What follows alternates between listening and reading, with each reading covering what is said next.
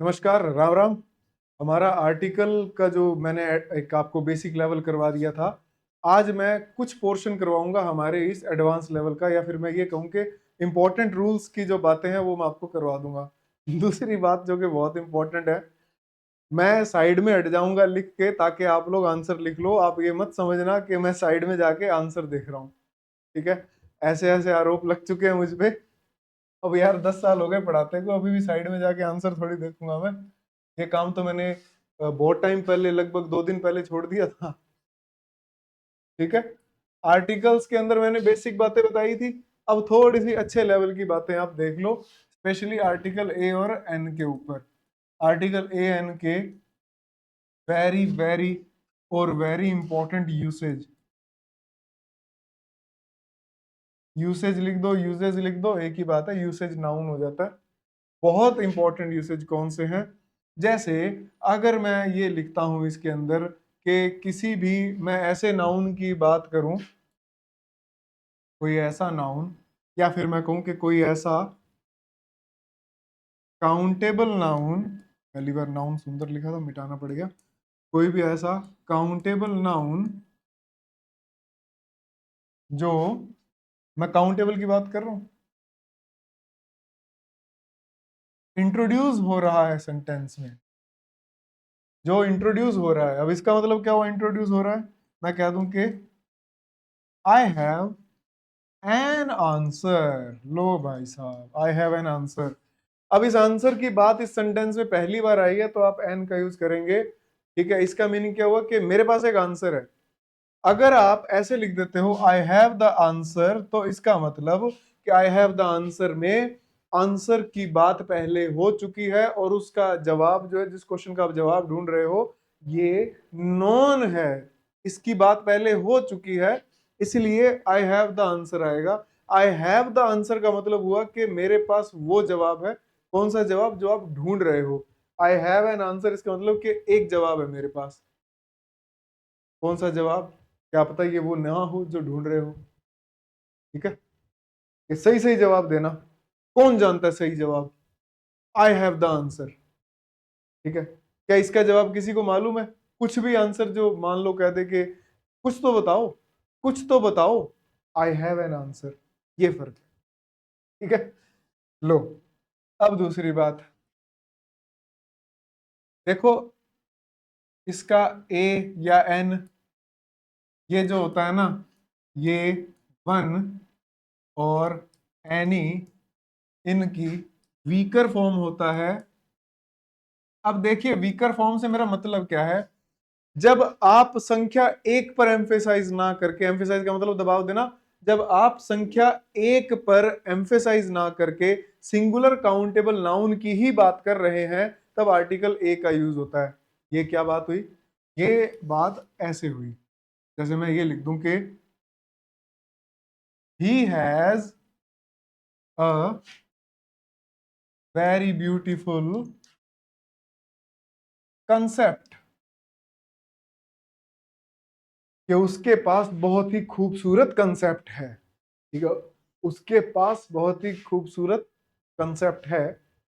एक पर दबाव नहीं आया यहां पर, ठीक है? आर्टिकल ए लिखते हो तो इसका मतलब संख्या एक पर दबाव नहीं आया, ये बात आप नोट कर लीजिए। लेकिन जब आप बात करेंगे संख्या एक पर दबाव की, तब क्या होगा?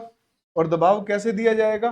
दबाव दिया जाएगा किसी एडवर्ब के थ्रू। अब आप देखिए, ही या she does not have even a good friend. First sentence ये रहा आपके कंप्यूटर स्क्रीन पर। दे could not score even 100 marks. मान लीजिए कोई किसी पार्टी के बारे में कहे कि उनके तो 100 वोटर्स भी नहीं आए, 100 सीटें भी नहीं आई उनकी, 99 पे आके अटक गए, 100 भी नहीं आए। अच्छा, हम बोलते हैं ना कि भाई साहब 100 रुपए मिलेंगे, 100 रुपए गलत वर्ड है, 100 रुपए नहीं होता, 100 होता है। 100 का मतलब हुआ 00। पेटीएम पर आपने पेमेंट की होगी, पेटीएम पर 100 रुपए प्राप्त हुए। आजकल अमिताभ बच्चन बोलता है ना कि सज्जनों धन्यवाद, वो है ना 100 रुपए बोला है। आप कभी वो 100 रुपए का नोट देखना, उस पे लिखा होगा मैं धारक को 100 रुपए, 100 रुपए अदा कर रहा है, वो 100 रुपए नहीं कर रहा। 1000 रुपए का मतलब 3 जीरो, ठीक है, 100 रुपए का मतलब 2 जीरो, 100 रुपए का मतलब 0 रुपए हुए। तो वो बोलचाल की भाषा में ठीक है, लेकिन वो इनअप्रोप्रिएट हो जाएगा ग्रामर के केस में। तो आपको बोल सकते हो 100 रुपए, 1000 रुपए, लेकिन लिखना होगा तो 100 रुपए, 1000 रुपए, ये लिखना होगा आपको, ठीक है। चलो, बात आपको वैसे समझ आ गई होगी, और मुझे लगता है आधे से ज्यादा तो आपने आंसर ही लगा दिए होंगे। नेक्स्ट, आई शुड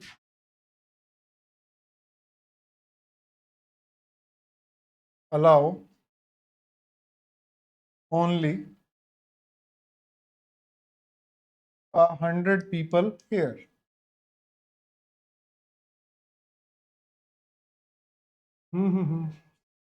नेक्स्ट, भाई देखो इधर बीच में बार बार बार आ रहा हूं मैं जान करके, ताकि ये ना लगे कि मैं साइड में आंसर देख के आ रहा हूँ, ठीक है।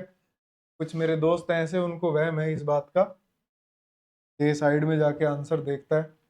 वो अलग बात है कि फोन पे इंस्टाग्राम चला रखा होता है, मैं उसमें जाके वीडियोस देख रहा होता हूँ, तो ये आदत मुझे खराब कर रही है।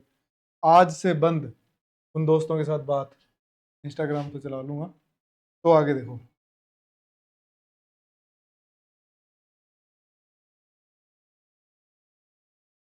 यू हैव शुड हैव रहने दो, you have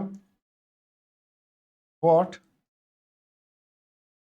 just a piece of cake. एक ही पीस खरीदा केक का। अब इस सेंटेंस में क्या गड़बड़ आ जाती है, मैं आपको फटाफट इसका आंसर भी बता देता हूँ, क्योंकि आज की जो हमारी क्लास है काफी छोटी क्लास होने वाली है ये, और इस छोटी सी क्लास के अंदर मैं आपको दो तीन बढ़िया बढ़िया कंसेप्ट बता के जाऊंगा।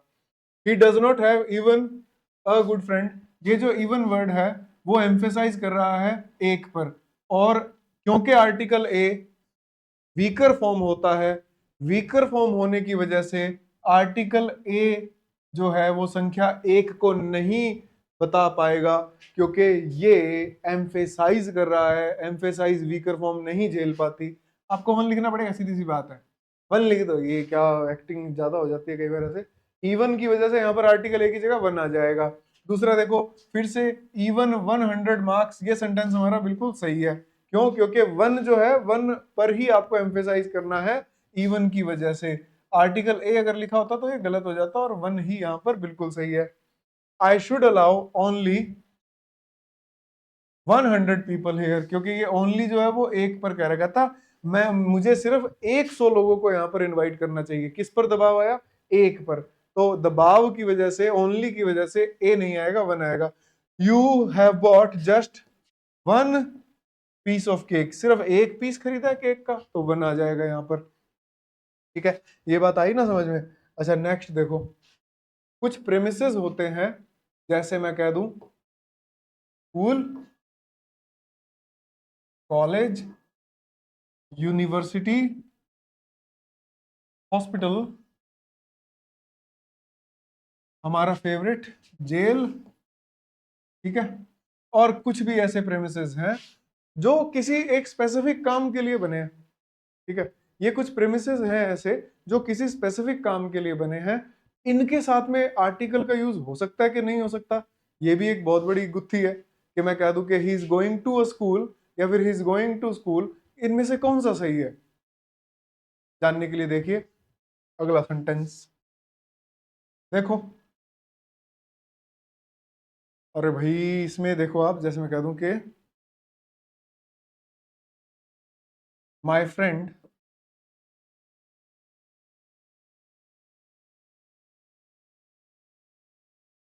वेंट टू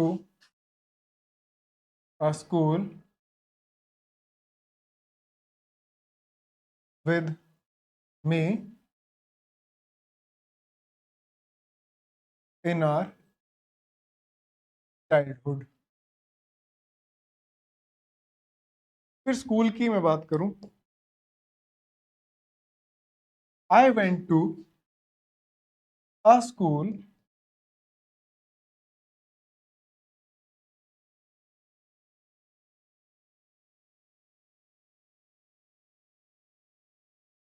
to meet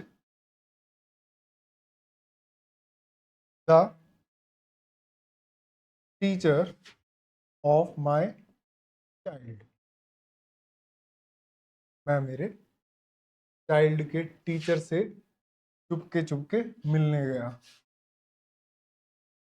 खैर चुपके तो नहीं गया, आगे देखो।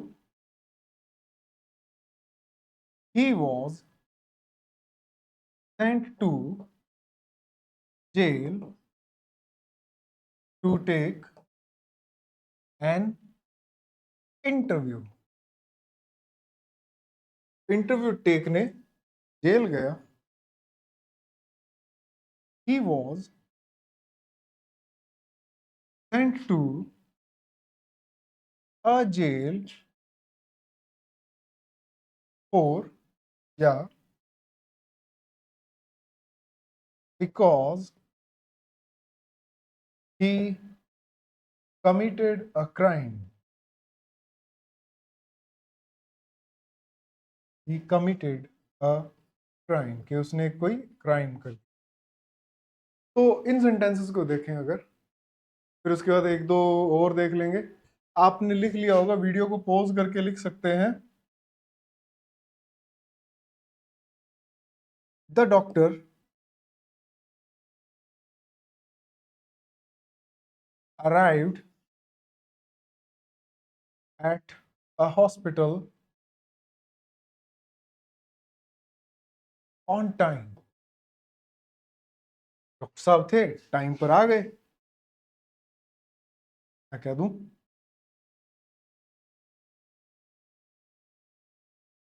The doctor went to a hospital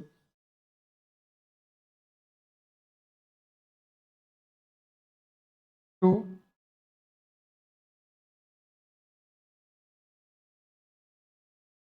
submit a report. लो भाई, बहुत बढ़िया सेंटेंस लिखे हैं। सेंटेंस अच्छे हैं, बस राइटिंग गंदी है, ये बात याद रखना। सेंटेंस सारे ही अच्छे हैं। तो देखो आंसर बताऊं मैं इनके।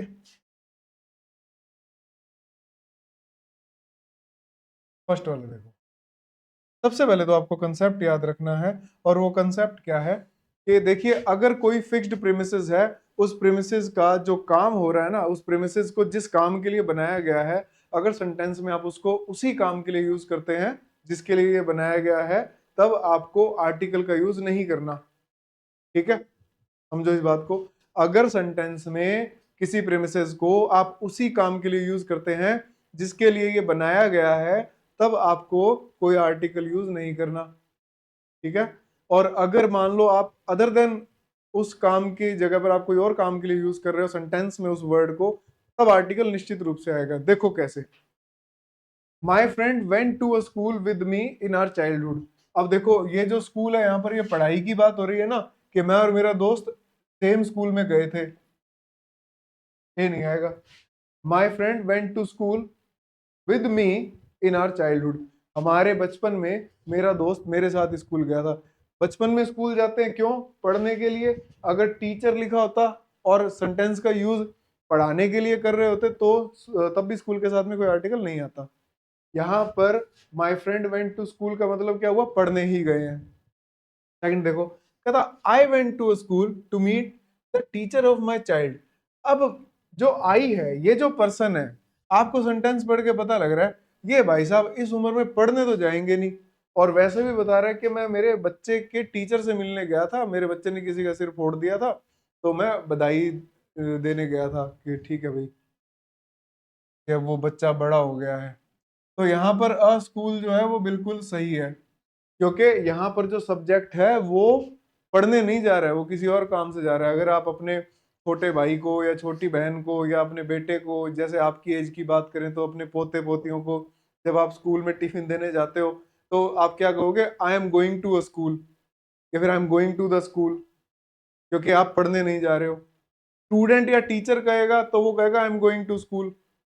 टीचर क्यों कहेगा I am going to school? क्योंकि वो वहां पर पढ़ाने जा रहा है, इस काम के लिए भी तो बना है स्कूल। स्टूडेंट कहेगा I am going to school क्योंकि वो पढ़ने जा रहा है। ठीक है। अब मान लो किसी ने स्कूल में कोई मिस्त्री लगाया, मिस्त्री क्या कहेगा? I am going to a school, वहां पर रिपेयरिंग चल रही है, I am going to a school हो जाएगा। समझ आ रही है ना बात? कमेंट कमेंट भी कर दिया करो। कमेंट में एक ही बात आती है कि सर आप साइड में जाके अपना आंसर देख लो। अरे बोंगड़, मान जा, पढ़ने आए हो पढ़ लो, जज मत करो। ठीक है। जो जज करने आते हैं वो लंपट ही होते हैं वैसे तो। He was sent to jail to take an interview. अब भाई साहब इंटरव्यू लेने जा रहे हैं। जेल किस लिए बनी है? सजा काटने के लिए। सजा काटने नहीं जा रहे। ही वॉज सेंट, उसको जेल भेजा गया किसी एक अपराधी का इंटरव्यू लेने के लिए कि आपको कैसा लग रहा है यहाँ के, वो वाला। He was sent to a jail because he committed a crime. अब भैया जी क्यों गए? क्योंकि उन्होंने क्राइम किया तो ये सजा काटने गए हैं। He was sent to jail हो जाएगा कि वो सेंट टू जेल, सजा काटने गए हैं। Next, the doctor arrived at a hospital on time. Doctor साहब टाइम पर पहुंच गए हैं। The doctor arrived hospital on time. Doctor साहब आए हैं। और जब यहाँ पर स्पेसिफाई नहीं किया गया है कि डॉक्टर साहब हॉस्पिटल क्यों गए, तो ऑटोमेटिकली हमें पता है कि इलाज करने जाएंगे ना, बेवजह तो जाएंगे नहीं। लेकिन अगले सेंटेंस में देखो, डॉक्टर तो लिखा हुआ है लेकिन वो कोई रिपोर्ट सबमिट करवाने किसी हॉस्पिटल में गए हैं, है ना। हो सकता है कि वो इलाज करने नहीं गए, हो सकता है कि वो इलाज करवाने भी नहीं गए, वो किसी हॉस्पिटल में एक रिपोर्ट सबमिट करवाने चले गए। तो यहाँ पर हॉस्पिटल सही है, गलत नहीं है ये वाला। ये बात आपको समझ में आई कि आर्टिकल ए का कितना शानदार यूज है। एक और देख लो फटाफट। हमने ये सुना है कि अनकाउंटेबल नाउन जो होते हैं उनके साथ में आर्टिकल का यूज नहीं होता, लेकिन आपको ये बात याद रखनी है कि आर्टिकल ए या एन का यूज अनकाउंटेबल नाउन के साथ होता है। कौन से केस में? स्पेसिफिक केस के अंदर यूज होता है। स्पेसिफिक केस के अंदर आप आर्टिकल ए या एन का यूज कर सकते हो। कैसे? मैं दो तीन सेंटेंस लिख रहा हूं, आपको इसके अंदर ये चीज क्लैरिफाई हो जाएगी। जैसे मान लीजिए मैं ये लिख देता हूं यहाँ पर एक सिंपल सा sentence, age is just a number,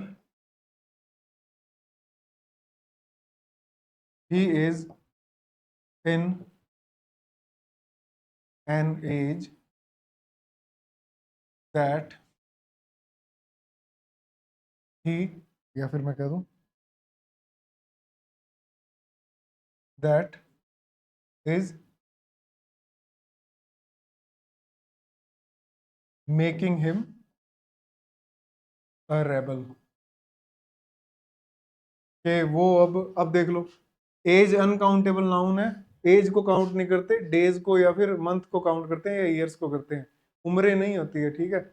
तो age is just a number. यहाँ पर एज जो वर्ड है वो स्पेसिफिक केस नहीं है, ये जनरल केस है। जनरल केस में कोई आर्टिकल नहीं यूज हुआ, लेकिन यहाँ पर ये एज जो है ना, वो कहता है कि वो अब उस उम्र में आ गया है, एक ऐसी उम्र में आ गया जहां पर वो क्रांति करेगा, सबका विरोध कर रहा है। तो यहाँ पर ये जो वर्ड है ना एन एज जो है वो स्पेसिफिक हो गया है, ये स्पेसिफिक केस है। जैसे आपने सुना होगा ये वाला कि टाइम जो है वो अनकाउंटेबल नाउन है, फिर भी हम ऐसे लिख देते हैं ना, once upon a time, once upon a time, या फिर देयर वॉज अ टाइम, एक समय की बात है। तो टाइम यहाँ पर स्पेसिफिक हो गया है। ठीक है, टाइम यहाँ पर स्पेसिफिक हो गया, इसलिए आर्टिकल ए आ गया। अनकाउंटेबल है फिर भी। जैसे मैं कह दूं कि he has a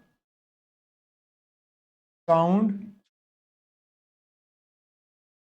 knowledge of his subject. Knowledge जो है अनकाउंटेबल नाउन है, फिर भी आर्टिकल ए आ गया क्योंकि नॉलेज उसके सब्जेक्ट की है और ये नॉलेज इससे रिलेटेड है। और कैसी नॉलेज है? साउंड है। ठीक है, तो ये कैसा वर्ड हुआ, ये हुआ भैया हमारा स्पेसिफिक हो गया। ये कैसा है, स्पेसिफिक केस हो गया। यही अगर मैं कहता knowledge is power, knowledge is power के अंदर नॉलेज जो वर्ड है ये अनकाउंटेबल नाउन तो है, लेकिन ये जनरल केस है, इसलिए इससे पहले आपने कोई आर्टिकल का यूज नहीं किया, तो ये भी सही हो गया। देखो पावर भी है ना, पावर भी अनकाउंटेबल नाउन है, कोई आर्टिकल नहीं आया, लेकिन नॉलेज से पहले यहाँ पर आर्टिकल क्यों आया, क्योंकि ये स्पेसिफिक केस है।